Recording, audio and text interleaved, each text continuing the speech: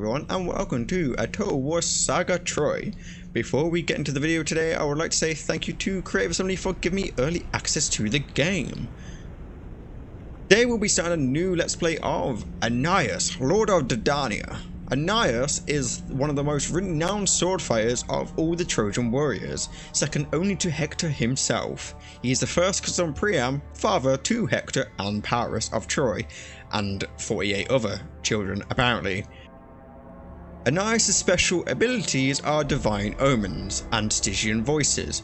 Divine Omens allows you to spend your resources, that being food, wood, stone, bronze and gold. I'm not sure if it's all the resources or a specific type yet, but you can spend the resources to sacrifice, and then you'll get a mission from your gods, and then if you do it, you'll gain favor with the gods. I'm assuming whichever god that gives you the mission.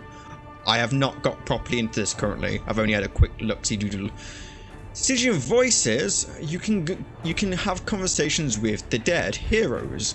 That is to say, you can actually talk with the undead, with the dead of, you know, the other heroes in the game, like Paris, Hector, Sabadon.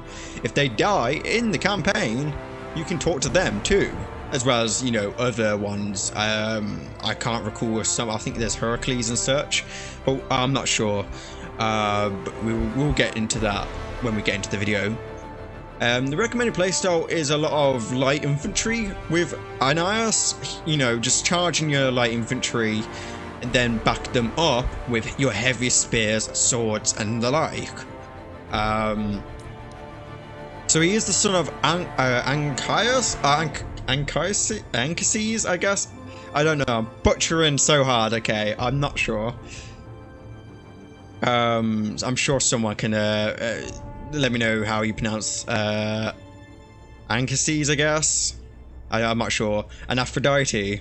So you do gain favor per turn with Aphrodite, your mother, I guess.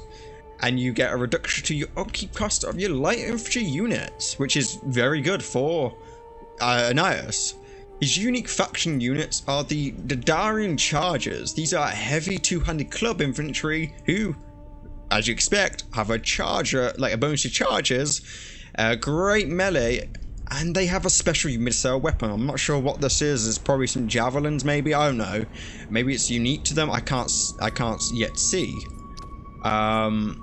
And then we also have Dardanian Rabble. Dardanian Rabble are essentially just, you know, your peasant mobs of the sense. They're expendable, so they don't affect your allied units if they break. They have excellent morale for a peasant unit, 45 morale. That's actually pretty good. And they are lightly armored. Then we also have Fearless Swordsmen.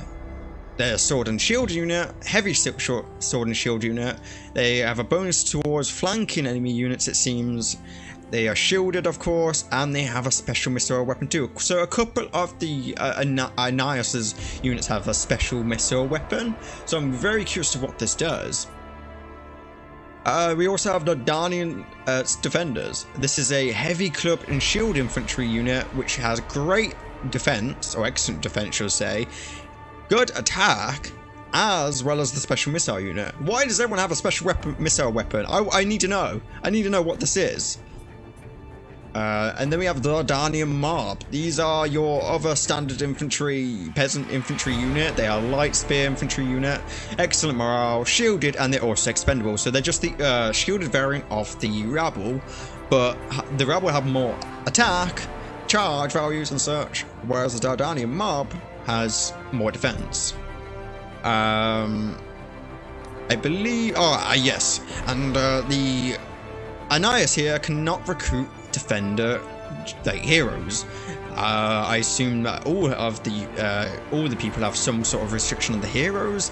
He can, however, recruit the archers, the fire champion, and the warlord mentor, and the warlord in general. There is different types, of course, but we'll get into that when we get into that.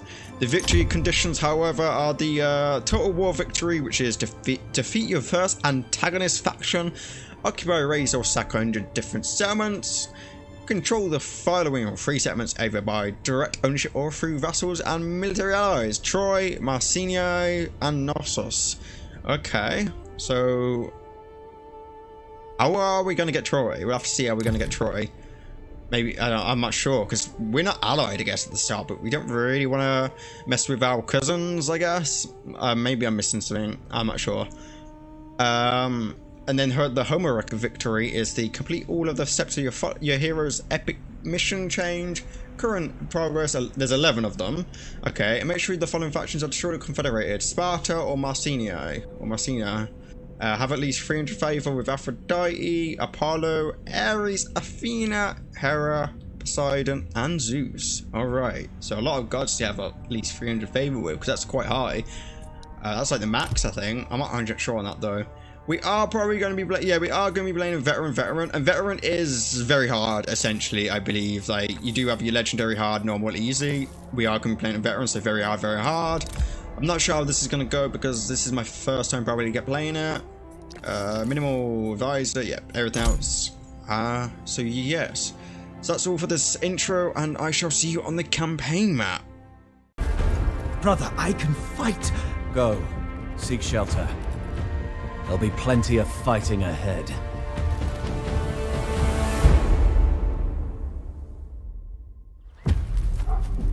The wrath of Achaea will descend upon Troy. Paris acted in love, but he has incited war. Whether the walls of Ilios will endure, only the gods can tell.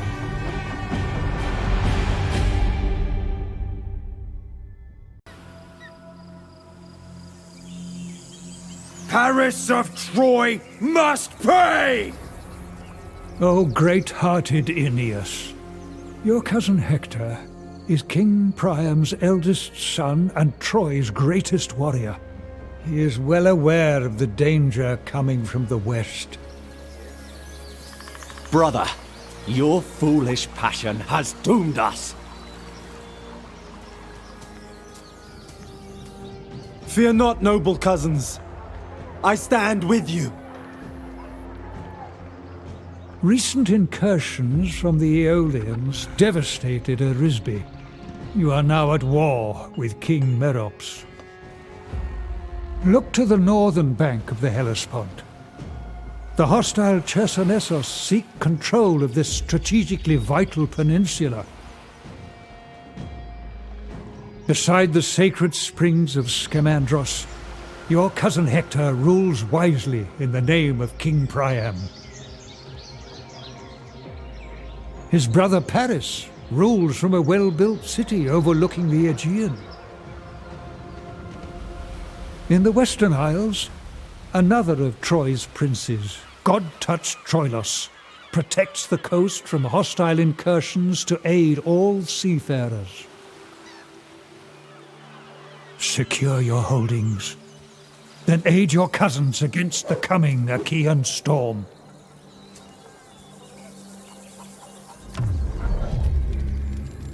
Alright. So, yes, our noble cousins need our help, and we will help them, even if Paris is a stupid idiot. Anyway, so yes, we already know what these are: Divine Omens and Stygian Voices. We don't need to read that. Thank you, Homer. Bye-bye. Defeat the enemy. Defeat an army belonging to the following faction in battle: Epeisos. So yeah, standard Total War format. You get a rebel army or an AI, just an AI battle, like army to battle fight. And then, yeah, that's basically it. We get some food, some bronze. Alright. First things first, let's take on, well, let's have a look at Stygian Voices. So currently we have Assaracus, Dardanos, and Ilus. I'm probably butchering these usernames. Yeah, it's the online. I'm probably butchering these names, but you know, you've got Hercules, Perseus, Perdix, Theseus. I like that. Achilles, Sarpedon. Yeah, you have your normal ones and such. And yeah. All right, and then we have Divine omens, which if we start one, we will gain a mission to do, which will give us favor with the gods. And the favor of the gods is divine will. I like Athena. I've been looking around there. 20% more of our spear units. We've got a lot of spear units. That's really good. You can get 20% melee attack if you get to level 2, and enable recruitment on Gorgons. All unit heroes are unbreakable in battle. My god, that's very powerful. Plus 10 to morale of all units in the hero's aura. Own armies faction wide. So that's really good. And then there's other ones, which Aphrodite is our mother, apparently. A lot of growth from that. Satyr, I don't know. What else? Minotaurs from Zeus. Corybantes. I'm gonna butcher like Sia. Yeah, probably gonna go Athena. We're not gonna do anything right now though, because we've got Arisbe here, which we want to like build up, and also we want to recruit some units after this battle. Aeneas of Dardanian. At your service. Exactly. We don't have anything else we want to build right now. Diplomacy wise, we don't have anything. Royal decrees. This is the research of Troy. So I've been having a look-see-doodle around. I don't need gold, so treasurables is not irrelevant to me right now. We do start off with royal bronze and royal stone. We don't have royal timber or don't have royal granaries. I'm gonna go with royal granaries because I want to get for one, recruitment cost of all light infantry. We have a lot of light infantry to recruit. Some of our exclusive ones are. And then we've got growth down here. You know, yeah, all melee. Like, yeah, I think like I said, we got to focus on light. Make sure infantry, it is done well. Exactly. You tell him, Aeneas. So yeah, let's get the royal granaries researched or decreed, I guess, in this situation. And we should go straight into the battle, which should be an easy one. Should be an easy one. We are going to start this one because it's the first battle of the session, first battle of the campaign, and just more or less my first battle. So let's get right into it and check it out. Hello and welcome to the battle. So this battle, as I said, won't be an issue. We outnumber the enemy, so we'll crush them. So Aeneas here on the back with these Dardanian spearmen. These Dardanian spearmen are so tanky, you know, with the big shields. Like the range won't touch them. They've got the nipples out. Don't know why. Wear a top, please. But you know, these Dardanian spearmen should be shouldn't be an issue. Aeneas here moving up to the front behind the skirmishers, getting a bit pelted by slingers, but that'll be fine. Like I said, these slingers are these skirmishers are really good at taking on the lightly armored like young spearmen over here. These guys are just half naked with a few of them armored helmets, spears. Yeah, they'll get pelted. Losing some skirmishers and such. I thought they would have some men in these tree lines, but they didn't. So I ended up using them for my own men. We got these Anatolian swordsmen on the flank here. Really good morale, high attack, some decent charge bonuses. We have my axe chargers in the tree line as well. On the other side, we have our clubbers, club fighters. The foe has sighted your hidden units. Yeah. There we go. Got the angle, and then everyone's coming in to charge. We flank them forward. More coming in. Aeneas in here, kicking ass, taking names, distracting these young spears so the Javies can wreck them. But we have Castor coming in over. Yeah, he's already in there. Castor's coming in, so the duel initiates. And here comes the others on the flanks, the Anatolian swordsman coming in. I believe I forget about them for a split second here, so don't mind them just standing there for a little bit. Victory. I believe I do send them in eventually. Yeah, here we go. These guys are coming to chase these slingers, I think, and these Anatolian spearmen are trying to cover the gap, and these light swordsmen are routing. But yeah, let's just try to see if we can get a better angle, you know?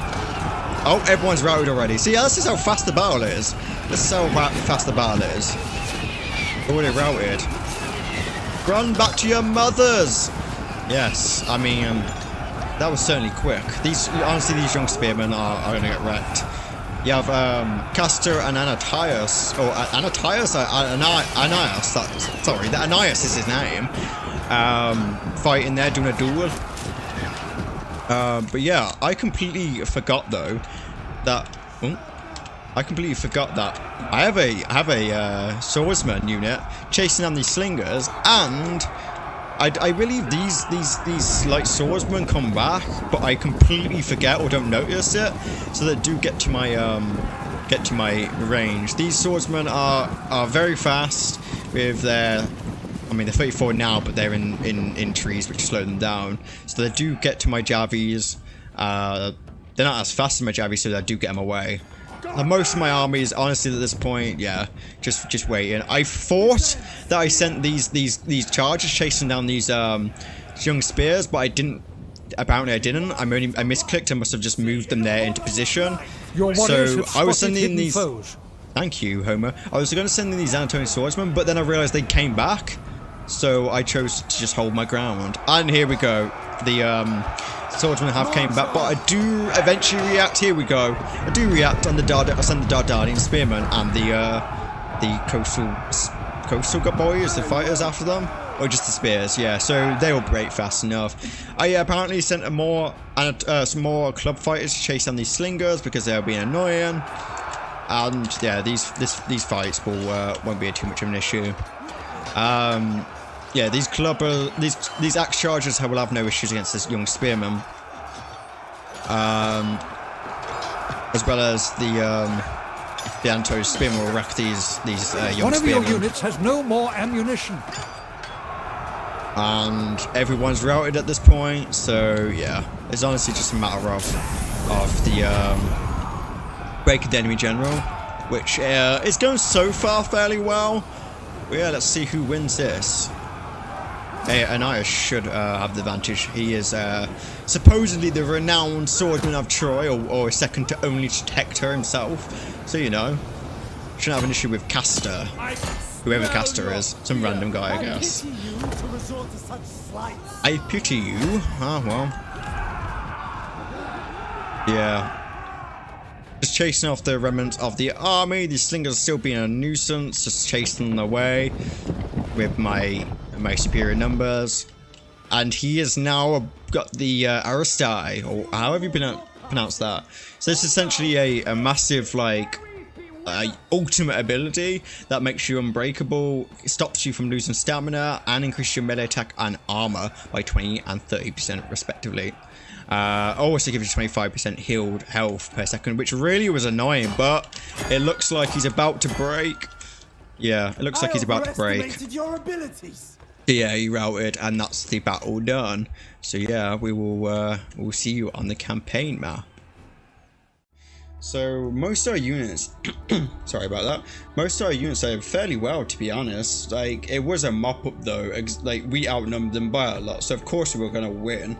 But Castor and Aeneas went at it, like just going back and forth all throughout that battle, and he still technically escaped. But you know, you'll die anyway, in Total War fashion. I mean, take a bit of the extra resources. The gods Why not? Bless me. Of course they do bless you, Aeneas. So yeah, we've defeated an army. Gods. Yeah, calm down, Aeneas. We've won, so we can continue on. Maintain 12 units. Yep, that's what our plan was anyway, and that was a decisive victory. Plus 3 morale of all units. Nice. Well, that was a heavy helmet, so if that's an item, which it probably is, it probably won't apply to me. Yeah, there's a separate one, so I'd rather keep Aeneas' one. But let's go ahead and take over Arisbe and colonize it. Alright, as per Total War fashion, you lose half your men when you colonize. And now we're going to level up, Aeneas. So we have Blood of Hercules or Warning Shout. Blood of Hercules gives you a rage bonus for 45 seconds and a 50% melee attack. That's quite a decent chunk. Or you can give your units a flanking charge defense, which is not bad too. Like some melee defense, like increases your cooldown, and also speed. I want to use him as a duelist, so I am probably going to go with Blood of Hercules, boost his attack. Bit selfish, but you know, you gotta get that flashy attack. So now that's been sorted, let's go recruit some of our troops. I am going to go recruit some skirmishers, and I forgot to get the forest village upgraded, because it does, when you occupy it, it does start off ruined as well, so you still have to upgrade it. So yeah, don't forget to do that. Royal decrees is all done. I think we're all done for this first turn. Divine will, yeah, we can't do any hecatombs or prayers. Diplomacy wise, honestly, I don't think we need to. We don't need food. Stone is doing fine. We're gonna upgrade that eventually anyway. Wood, we can build wood in Ares Bay. Is a wooden forest village, so we can get some wood from the buildings that we produce there. Abydos is a stone. It's a stone city. So mine. So we can build up a mine here to increase the stone. So really, food is what we're going to be lacking for a little bit until we get the farming village in Pitiosa. Pitiosa? I know I probably butchered that really badly. But for now, we're just going to recruit our troops, get our replenishment up. But I am gonna leave the video here. We didn't get up to much this whatchamacallit, what we are, number 1? Yeah, I completely forgot the numbers. But yeah, we didn't do too much on the first episode, but I will be releasing a second episode. Should be right after this one, and that one should be more focused on the campaign. And if you want a heavy, if you want to see more of the campaign, you can watch me on Twitch. I stream a good 4 to 5 days a week over on my Twitch channel at Nath. I will put a link below next to my Discord and other important links.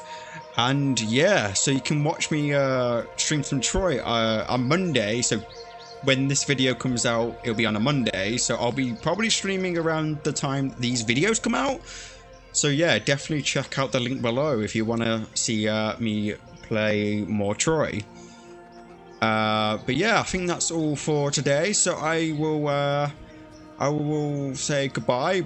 But if you do want to see more of the upcoming strategy games and Total War, then please do subscribe. It does help me out. And I will see you next time.